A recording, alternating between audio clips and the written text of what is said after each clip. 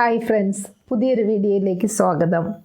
യക്നി പുലാവ് മുഗൾ സാമ്രാജ്യ കാലം മുതൽ നമ്മുടെ ഇന്ത്യയിൽ ഉണ്ടാക്കി വരുന്ന ഒരു പുലാവാണ് യക്നി പുലാവ്. പണ്ടൊക്കെ പേർഷ്യ അല്ലെങ്കിൽ ഇറാനിയൻസാണ് ഇന്ത്യക്കാർക്ക് യക്നി പുലാവ് ഉണ്ടാക്കുന്ന രീതി പഠിപ്പിച്ചു കൊടുത്തത്. അപ്പോൾ ഇതെങ്ങനെയാണ് ഉണ്ടാക്കുന്നതെന്ന് കണ്ടു നോക്കാം.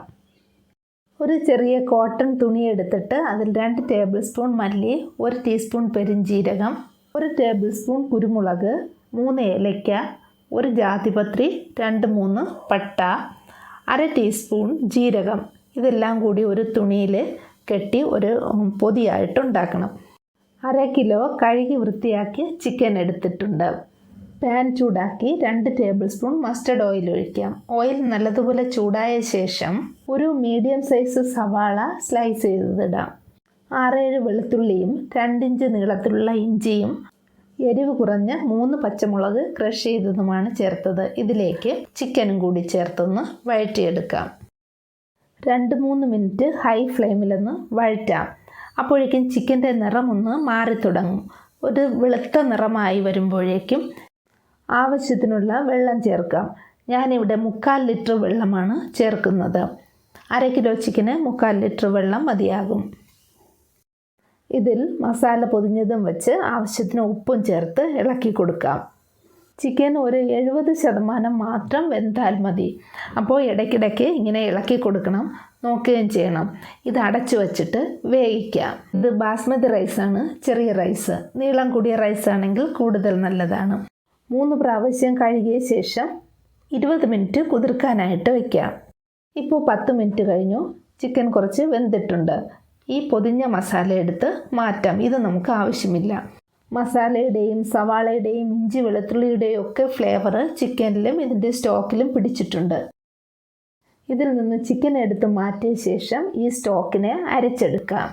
ഈ സ്റ്റോക്കിനെയാണ് യക്നി എന്ന് പറയുന്നത്. പാൻ ചൂടാക്കി 2 ടേബിൾ സ്പൂൺ മസ്റ്റർഡ് ഓയിലാണ് ഒഴിക്കുന്നത്. 1 ടീസ്പൂൺ ഷാഹി ജീരയാണിത്, ചെറിയ ജീരകം. 1 സവാള സ്ലൈസ് ചെയ്തതാണ്. ഇതൊന്ന് വഴറ്റിയെടുക്കാം. ഇതിൽ 1 ബേ ലീഫും 3-4 ഏലക്കായും 2 ചെറിയ കഷ്ണം പട്ടയും ചേർത്തൊന്ന് ഇളക്കി കൊടുക്കാം. ഇതിൽ 1 ടീസ്പൂൺ ഉപ്പും 1 ടേബിൾ സ്പൂൺ ഇഞ്ചി വെളുത്തുള്ളി പേസ്റ്റും ചേർത്ത് നല്ലതുപോലെ ഒന്ന് ഇളക്കി കൊടുക്കാം. ചാനൽ ഇതുവരെ സബ്സ്ക്രൈബ് ചെയ്തിട്ടില്ലെങ്കിൽ ഒന്ന് സബ്സ്ക്രൈബ് ചെയ്തേക്കണേ. നമ്മുടെ നാട്ടിലെ ഹോട്ടലുകളിൽ സാധാരണ കിട്ടാത്തതും വീടുകളിൽ അധികം ഉണ്ടാക്കാത്തതുമായിട്ടുള്ള ഒരു സ്പെഷ്യൽ റെസിപ്പിയാണിത്. ഇതിൽ 1 ടീസ്പൂൺ ജാതിപത്രി പൊടിച്ചതും 1 ടീസ്പൂൺ ഗരം മസാലയുമാണ്. 1 ടീസ്പൂൺ പെപ്പറും 1 ടൊമാറ്റോ കട്ട് ചെയ്തതും ഇട്ട് വഴറ്റിയെടുക്കാം. എണ്ണ ആവശ്യത്തിന് വേണമെങ്കിൽ ഒഴിക്കാം. ഞാൻ കുറച്ച് എണ്ണ മാത്രമേ ഒഴിച്ചിട്ടുള്ളൂ. ഇതിൽ ചിക്കൻ ചേർത്ത് ഒന്നുകൂടി ഒന്ന് വഴറ്റിയെടുക്കാം. ഗസ്റ്റൊക്കെ വീട്ടിൽ വരുമ്പോൾ അവർക്ക് കൊടുക്കാൻ പറ്റിയ വളരെ വ്യത്യസ്ത രുചിയുള്ളൊരു പുലാവാണിത്. 1 കപ്പ് തൈര് ചേർക്കുന്നുണ്ട്. തൈര് ചേർത്ത് നല്ലതുപോലെ ഒന്ന് ഇളക്കി കൊടുക്കാം. ഈ പുലാവിൻ്റെ പ്രത്യേകത, ഇതിൽ ഉരുളക്കിഴങ്ങ് ചേർക്കുന്നുണ്ട്. കാശ്മീരി പുലാവാണല്ലോ. ഒരു വലിയ ഉരുളക്കിഴങ്ങാണ് വലിയ പീസായിട്ട് കട്ട് ചെയ്തത്. 2-3 മിനിറ്റ് നല്ലതുപോലെ ഒന്ന് ഇളക്കി കൊടുക്കാം. അതിനുശേഷം കുതിർത്ത അരി ചേർക്കാം. അരി ചേർത്ത് നല്ലതുപോലെ വീണ്ടും 2-3 മിനിറ്റ് ഒന്ന് ഇളക്കി കൊടുക്കാം.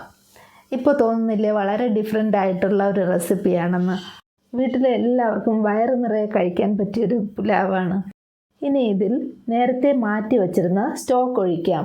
ഇത് 2 കപ്പുണ്ട്. 1.5 കപ്പ് അരിക്ക് 2 കപ്പ് വെള്ളം മതിയാകും.